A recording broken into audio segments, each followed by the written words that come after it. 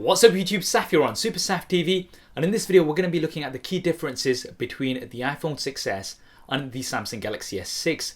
So the iPhone 6s has just been announced today from Apple. It's the incremental update from the iPhone 6. How does it compare to what's been one of the most popular Android smartphones of 2015? Well, one of the most popular smartphones of 2015 altogether, the Samsung Galaxy S6. Well, let's find out. So initially looking at the displays, you have 5.1 inches here on the Samsung Galaxy S6.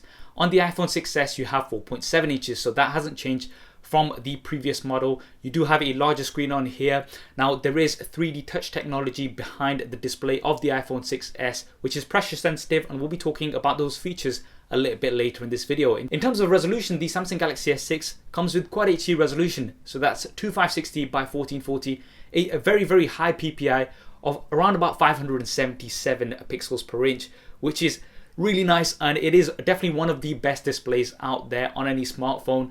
And it's got some nice colors, great viewing angles, and because of all those pixels, it is very sharp and crisp.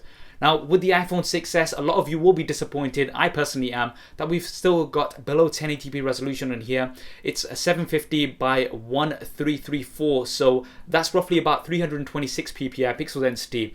Now at a normal viewing distance, you're probably not going to notice too much of a difference, but when you bring the device closer, then you are going to notice that the Samsung Galaxy S6 is more sharper and more crisp generally overall. If you're going to be using your device with a VR headset or something as well, that's going to be something much more noticeable. So the edge here definitely has to go to the Samsung Galaxy S6. Now because there's a difference in terms of the displays, there is also a difference in terms of the size of the devices. The Samsung Galaxy S6 comes in slightly larger in terms of the height and the width, 5.1 millimeters in terms of the height, 3.4 millimeters in terms of the width, but it is 0.3 millimeters thinner, so it is a little bit thinner compared to the iPhone 6s.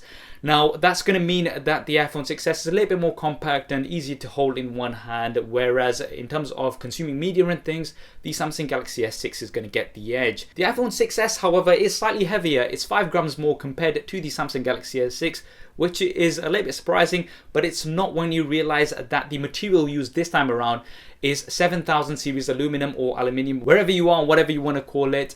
And this is a lot tougher compared to last year's model. So you still have the aluminium unibody, but the material is different. And this should prevent the bend gate issue that came about with the previous iPhones. Now with the Samsung Galaxy S6, you do have a premium build as well. You've got a metal frame with glass panels, Gorilla Glass 4 panels on the front and the back. And this has received lots of positive praise across the board, that it is definitely a premium and a nice looking build. The one thing is that you will get lots of fingerprints on the Samsung Galaxy S6 because of that glass build, so that is just something to bear in mind. This is something you're going to have less of a problem on the iPhone 6s. In terms of in the hand, both of these are going to be slippery as hell, so you might want to get a case for both of these. One other point to mention is that the Samsung Galaxy S6 also has an edge variant, so this is a unique design and it's got edges on both sides, so that option is available. In my opinion, it's the best looking smartphone of 2015 so far. So you do have something fresh here on the Samsung Galaxy S6 and the Samsung Galaxy S6 Edge. On the iPhone 6s, you are dealing with the same design, practically the same design as previous years, so that might be quite disappointing for you. And you've also got those ugly antenna bands. Now I'm going to say this straight up, I am very disappointed that they've kept those antenna bands. At least if they had color coded them a little bit better for some of the other versions, then that would have been quite nice. It's not so bad on the space gray. You also have a rose gold version now here on the iPhone 6s. So if you are into that kind of a thing and you want a different option, then that is available here as well. Now in terms of the internals, looking at what's powering these devices, with the Samsung Galaxy S6, you've got the Exynos octa-core processor. It is 64-bit and it has been very smooth overall. Now with the iPhone 6s, you've got the Apple A9 chip. This is also 64-bits. In terms of the processor, we don't actually know any details in terms of how many cores it is or anything like that, but they have said it's a significant improvement to previous model.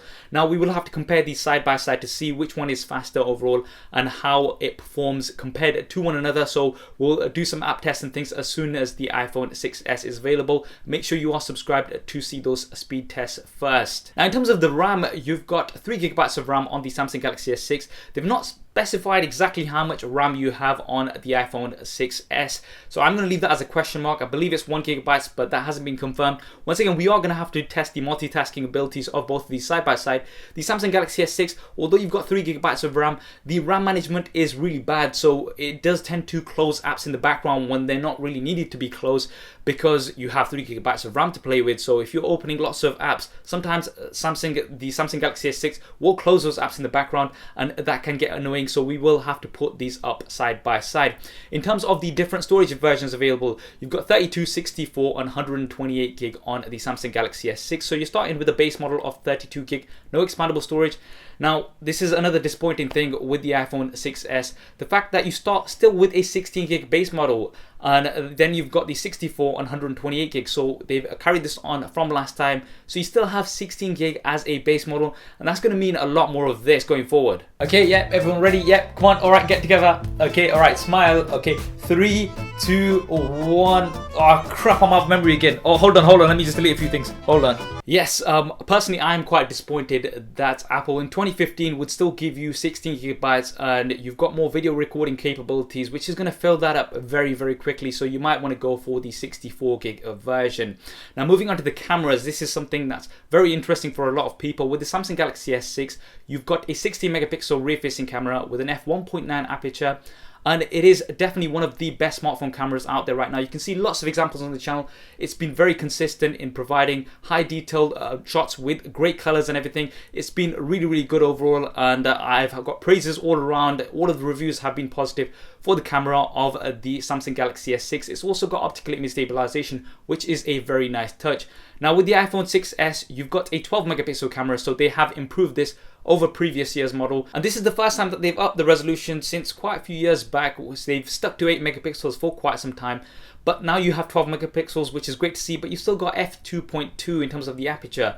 So we'll have to test these out side by side to see how much of an impact that does have. And you don't have optical image stabilization either, so this is disappointing once again for me. You've only got optical image stabilization for the iPhone 6s Plus model, so they've still not included this on the iPhone 6s. Disappointing for me, really. One thing you do have is live photos, so this is quite interesting. When you take a picture, automatically it's going to capture 1.5 seconds on either side, and then when you tap and hold the picture, it's going to show you a little clip, a video clip, including sound. So that's quite a nice touch, and this is going to be at 12 megapixels. So it's going to be working very fast in the background to take all of those images and put them together into this small animation. So that should be quite interesting. One thing you've got on the Samsung Galaxy S6, which is a really nice touch, is double tap the home button to launch the camera, and it launches in roughly about 0.6 seconds. So it's super fast, and you can capture that moment, and I'm really a big fan of this feature.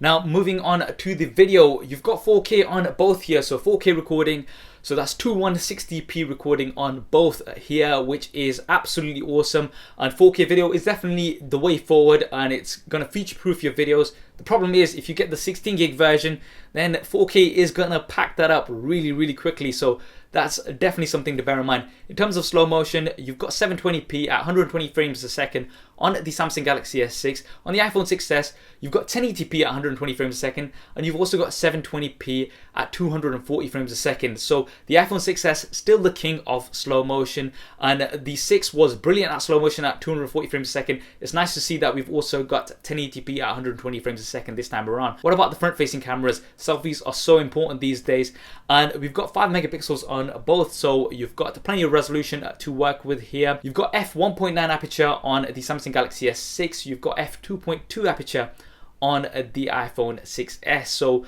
you've got a slight advantage here on the Samsung Galaxy S6. Another thing you have on the iPhone 6s is a retina flash, so this is going to illuminate the front screen to give you some more light in low light situations when you're taking selfies. This is similar to what Motorola have done for a few of their devices, as well as the LG G4.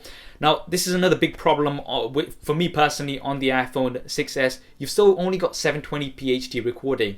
They've still not got 1080p. It's 2015, come on, we would like to see 1080p. You've got 5 megapixels to play with, so I'm not sure why they've not included this. And I've had a look everywhere on the website, and it just says 720p HD, so you don't have 1080p HD, which is really annoying for me personally. On the Samsung Galaxy S6, you have Quad HD recording, so higher than 1080p. You've got 1440p recording up to on the Samsung Galaxy S6. So in terms of video for your front-facing camera, the S6 already has the edge here. So quite disappointing for me personally, and I'm sure it will be for a lot of people. If you're somebody who's into vlogging and things, then you're still going to have 720p on the iPhone 6s. Now looking at the operating systems, you've obviously got iOS 9 on the iPhone 6s, the latest version, and you are going to get Android Lollipop 5.1.1, which is the latest version on the Samsung Galaxy S6, although you've got Samsung's TouchWiz skin on top. Now what this is going to mean briefly is that you are going to get some additional features such as multi-window, which is pretty cool. It lets you have two apps open at the same time on the Samsung Galaxy S6, but it's going to mean that updates are not going to come to you directly from Google. You are going to have to wait for Samsung to pass those down to you, so that might take a bit longer than you're used to. Now with the iPhone 6s, you are going to be getting those updates straight from Apple, and that is definitely going to be an advantage for you if you like having the latest features on your phone as soon as they're released. In terms of which is better, iOS or Android, I'm not going to go into a debate here. It generally comes down to your personal preference. iOS is generally seen to be more simple and straightforward, whereas Android allows you to have many more customizations. Now looking at the additional features that both of these devices offer, firstly you've got a fingerprint scanner on both. This is on the home button, and you've got Samsung Pay on the Samsung Galaxy S6. On the iPhone 6s, you've got Apple Pay. Now, it's too early to comment on these features because we haven't got them rolled out, Samsung Pay and Apple Pay, properly as yet, so we'll have to comment on that at a later date when they are fully in action and available everywhere. In terms of how accurate they are, you've got second generation Touch ID, which is supposed to be 2 times as accurate compared to Touch ID, the previous model. So that's really positive to see. The Samsung Galaxy S6 is definitely good. It's not bad in any way. I would say it's not as good as the iPhone 6 personally in my experience. I'd say the iPhone 6 is roughly about 10% more accurate, generally speaking, in day-to-day usage.